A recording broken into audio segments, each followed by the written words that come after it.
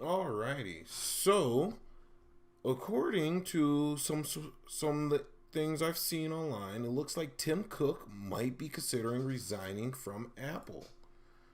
Let me just get rid of that. So Tim Cook has reportedly has one thing he wants to do before leaving Apple. So Tim Cook is actually planning on leaving Apple. The one thing he wants to do before leaving is he wants to oversee. I think they say he wants to oversee one more big project, right? Now it doesn't say what he wants to overlook, but I think it's one more big launch he wants to do before he leaves Apple. And now a lot of people give Tim Cook a lot of flack for not being Steve. They give Tim Cook a lot of things for not being very energetic. You know, he's kind of there we go. Whoops.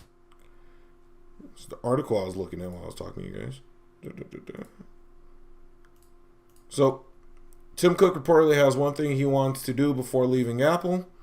Says that he wants to overlook one more major launch.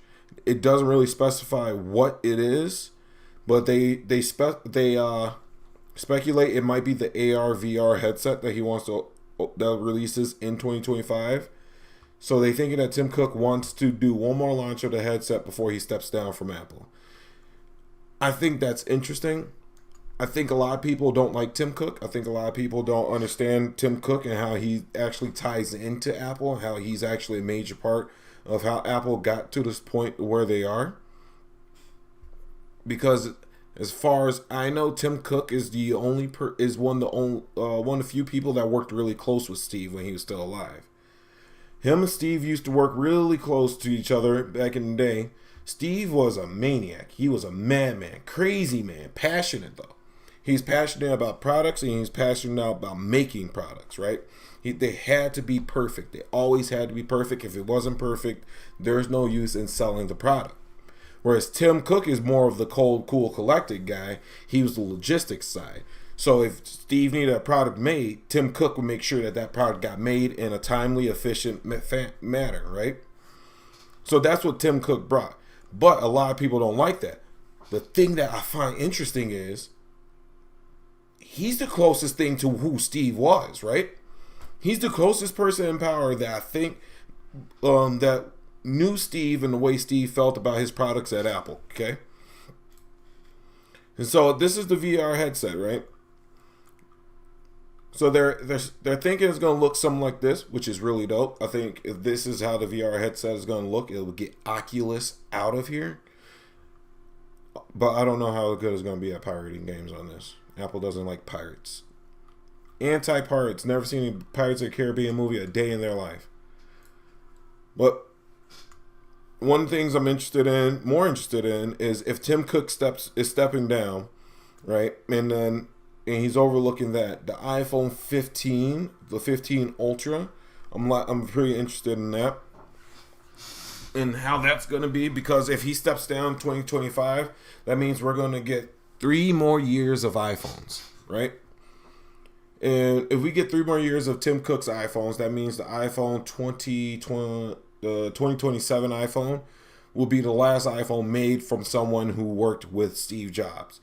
So that puts Apple in a really weird area for me. It makes me a little bit more on edge about what the products are going to be like.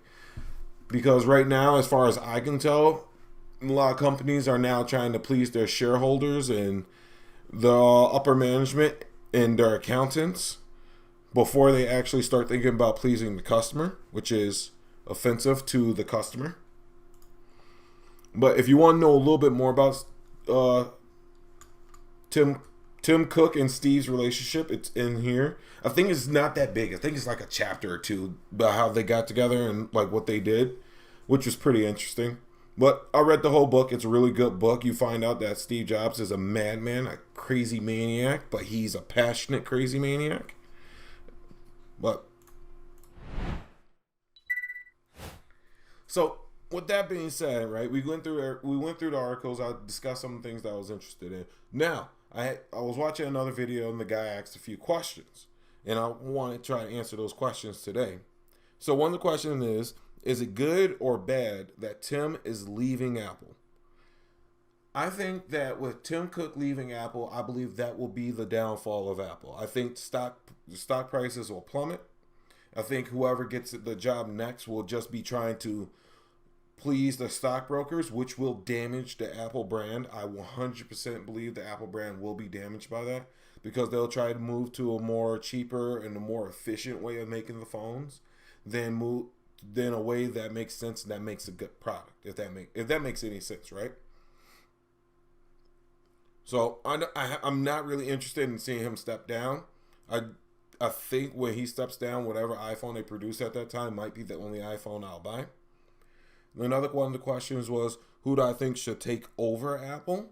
Now they're predicting that their CEO, the COO, will be taking over Tim Cook's position. I don't know. He's another logistics guy. I don't know much of his history. I don't know if he's been really close to Steve or not.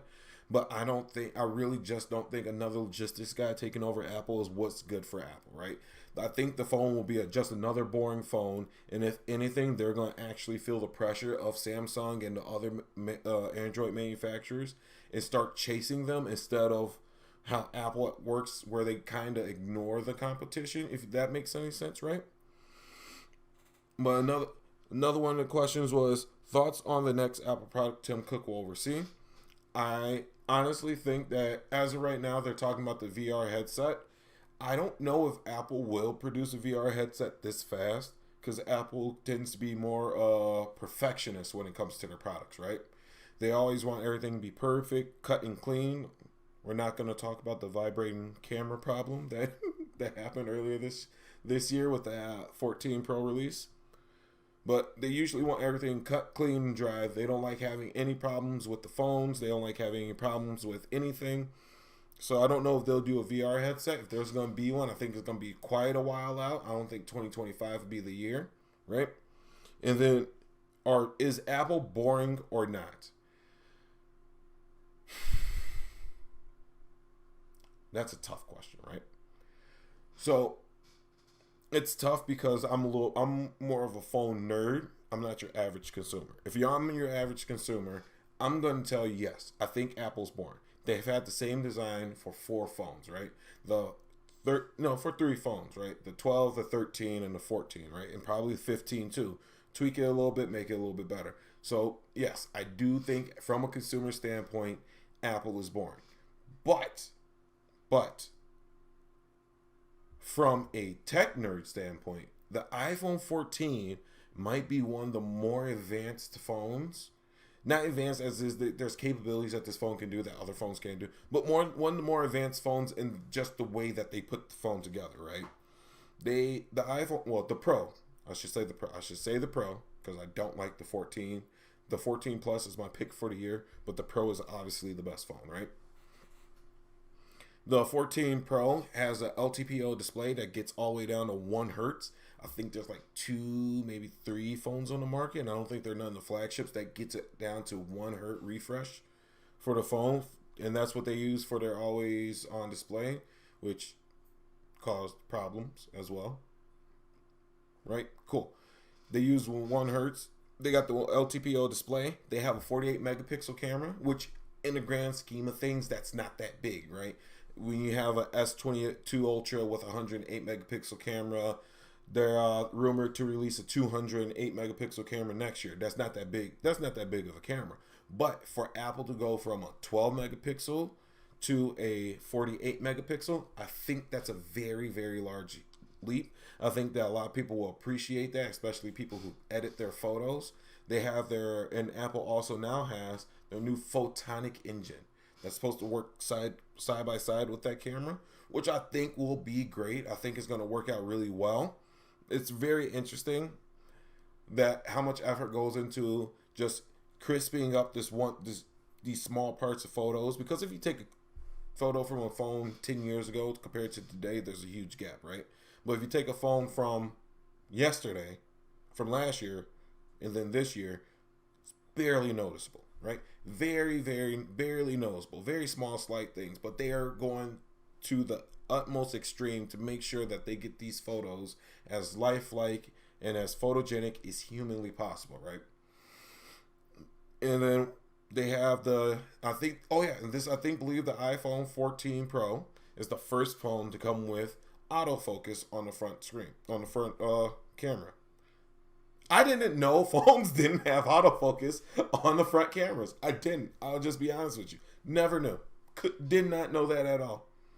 But apparently that's one of the big improvements, which I think is really cool, you know. I thought that was always interesting, you know. But outside of that, they got the new screen, 48 megapixel camera, photonic engine. I think all of that stuff is cool. I think that all that stuff is advanced. It's really nice. But your average consumer doesn't know, and neither do they care. They care about that number, but they don't know. They won't be able to tell the difference unless they're pixel peeping, right? So I think they making really nice things, but at this point, I feel like their phones are, the Pro line has moved more towards the nerds than your regular consumer. The consumers are buying it because of the Pro name, but the nerds are buying it for its capabilities, right? And that's why I think Apple to a consumer is more boring, whereas Apple for a regular, for a phone nerd would be far more interesting, right? But if you guys got any thoughts, or if I feel like I ran through that video pretty quickly, you know. Well, if you guys got any thoughts or anything, leave it in the comments below, like and subscribe, and I'll be releasing more videos. Peace.